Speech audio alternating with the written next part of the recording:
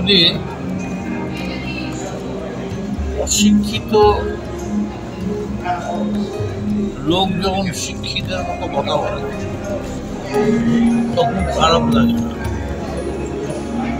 কিন্তু শিক্ষিত লোক যখন অশিক্ষিত, অসভ্য, অভদ্র, ইতরের মতো কথা বলে নিয়ে নেওয়া উচিত। অথচ কালকে এরকম ফাইনালে এরকম জয়, রোহিত শর্মার ব্যাটিং তার মতো গুরুত্বপূর্ণ ছিল।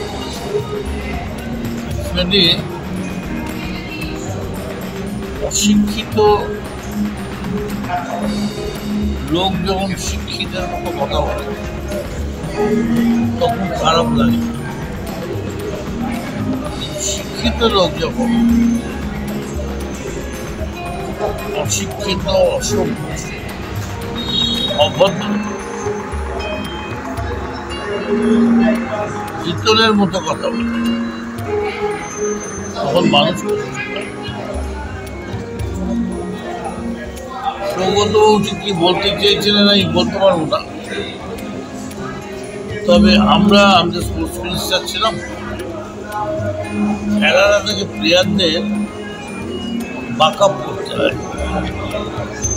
তাদেরকে মানে পুরোপুরি চাপলে ভালো খায়ও, ভালো খেলতে প্রাইজ দেবো, অ্যাওয়ার্ড দেবো, কিন্তু কাউকে ডিমোরালাইজ করা হয় না।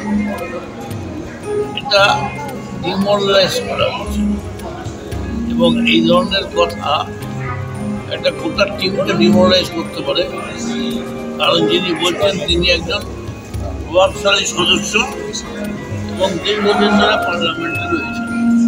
ভারতীয় দলের অধিনায়ক রোহিত শর্মাকে একেবারে আক্রমণ করে বলা যেতে পারে গোটা দেশে বিতর্কের মুখে পড়েছিলেন কংগ্রেসের একজন মহিলা নেত্রী বলাই যেতে পারে, এবং সেই মহিলা নেত্রীর পর আরও এক কদম বাড়িয়ে বলা যেতে পারে তৃণমূল কংগ্রেসের দমদমের সাংসদ সৌগত রায় তিনিও মন্তব্য করলেন যে রোহিত শর্মা তার মেদ জন্মেছে তার শরীরে, তো অবিলম্বে রোহিত শর্মাকে অধিনায়ক থেকে বাদ দিয়ে দেওয়া উচিত, এই ধরনের মন্তব্য।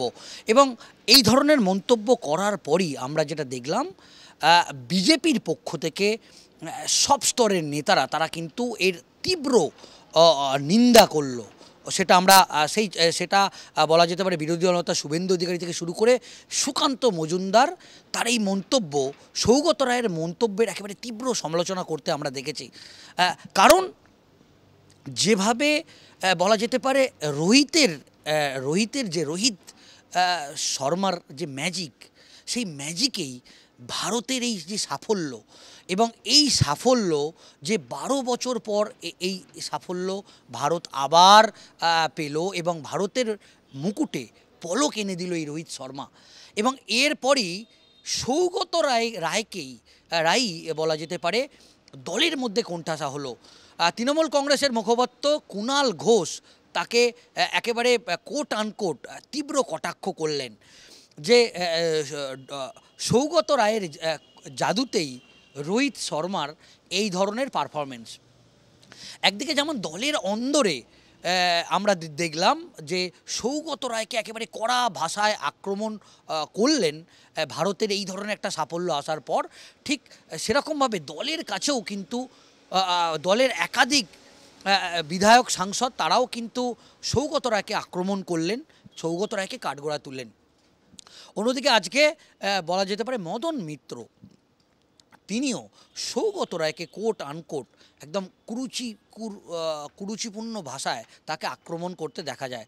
আজকে যখন বিধানসভায় মদন মিত্র আসে, সাংবাদিকরা তাকে যখন এই প্রশ্ন করেন যে সৌগত রায় তিনি রোহিত শর্মাকে নিয়ে এই মন্তব্য করেছিলেন, সঙ্গে সঙ্গে একেবারে কোনো রাগ ঢাক না করেই মদন মিত্র একেবারে সৌগত রায়কে কড়া ভাষায় আক্রমণ করলেন। অন্যদিকে আমরা জানি যে এই প্রবীণ এবং নবীন বলা যেতে পারে এই যে দ্বন্দ্বে, সেই দ্বন্দ্বে আমরা দেখেছি সৌগত রায়কে একটা সময় বলা যেতে পারে কাঠগড়ায় তুলেছিলেন তৃণমূল কংগ্রেসেরই একটা অংশ। এমনকি আমরা দেখলাম যে চব্বিশের যে লোকসভা নির্বাচন, সেই 24-এর লোকসভা নির্বাচনে সৌগত রায়ের টিকিট পাওয়া নিয়ে আমরা দেখলাম যে একটা দীর্ঘ বিতর্ক টানাপোড়েন চলল এবং শেষে যদিও মুখ্যমন্ত্রী মমতা বন্দ্যোপাধ্যায়ের হস্তক্ষেপে তিনি কিন্তু সৌগত রায় তিনি কিন্তু টিকিট পেলেন, শেষ পর্যন্ত দলে টিকিট পেলেন। কিন্তু যার বিরুদ্ধে যেই প্রবীণ সাংসদ, যার বিরুদ্ধে দলেরই একটা অংশের তার প্রশ্ন তোলে, তার বয়স বেশি, তার কাজ করার ক্ষমতা নেই বলে এরকম প্রশ্ন তোলে, বিরোধীরা তাকে সবসময় কড়া ভাষায় আক্রমণ করে, তারপরও ভারতের অধিনায়ক রোহিত শর্মা, যার নেতৃত্বে এই 12 বছর পর ভারত এত বড় একটা স্বপ্ন পূরণ হলো তার হাত ধরে, এবং তাকে যে ভাষায় আক্রমণ করেছেন সেই আক্রমণের প্রতিদান পেল তার দলের পক্ষ থেকে। আমরা দেখলাম যে মদন মিত্র তিনি যেভাবে তাকে আজকে আক্রমণ করলেন, অন্যদিকে আমরা জানি যে বেলঘরিয়া যে শ্যুট আউটের ঘটনা, সেই শ্যুট আউটের ঘটনাতেও আমরা দেখেছি যে সৌগত রায়কে কাঠগড়ায় তুলেছেন তারই সহকর্মী মদন। এবং আমরা জানি যে এই সৌগত এবং মদন, এই দুজনের যে সম্পর্ক, সেই সম্পর্কের তিক্ততা রাজনৈতিক মহল সবাই জানে। সৌগত রায় এবং মদন মিত্রের মধ্যে বারবারই দলের অন্দরে কিন্তু বলা যেতে পারে অনেক সময় সৌগত রায় মদনকে আক্রমণ করে, মদন মিত্রকে, আবার মদন মিত্র অনেক সময় সৌগত রায়কে আক্রমণ করে। এবং তারপর আমরা দেখলাম যে সম্প্রতি বেলঘরিয়ার কাউন্সিলরের একজন সহকর্মী, তাকে হঠাৎ করে আমরা দেখলাম যে বেলঘরিয়াতে তিনি চা খাচ্ছিলেন, তাকে শ্যুট আউটের ঘটনা ঘটল। তারপরও আমরা দেখলাম যে সাংসদ এবং বিধায়ক, তৃণমূল কংগ্রেসের এই সাংসদ এবং বিধায়কের মধ্যে এই দ্বন্দ্ব, যে দ্বন্দ্ব একেবারে প্রকাশ্যে চলে এলো। অন্যদিকে আজকে বিধানসভায় কোট আনকোট যখন সৌগত রায়ের এই ইস্যু নিয়ে যখন সাংবাদিকরা মদন মিত্রকে এই প্রশ্ন করেন, কোনো রাগ ঢাক না করেই মদন মিত্র একেবারে কড়া ভাষায় কোট আনকোট সৌগত রায়কে অশিক্ষিত বলেও আক্রমণ করলেন। এবং ইতিমধ্যেই তার এই মন্তব্যের পর রাজনৈতিক মহলেও কিন্তু একটা বিতর্ক তৈরি হয়েছে, একজন দলের প্রবীণ সাংসদ এবং একজন বিধায়ক।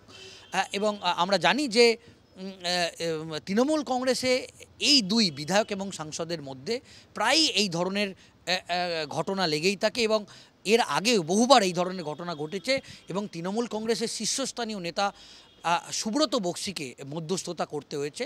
ফের একবার এই যে বিতর্ক, সেই বিতর্ক জড়ালেন প্রাক্তন পরিবহন মন্ত্রী মদন মিত্র।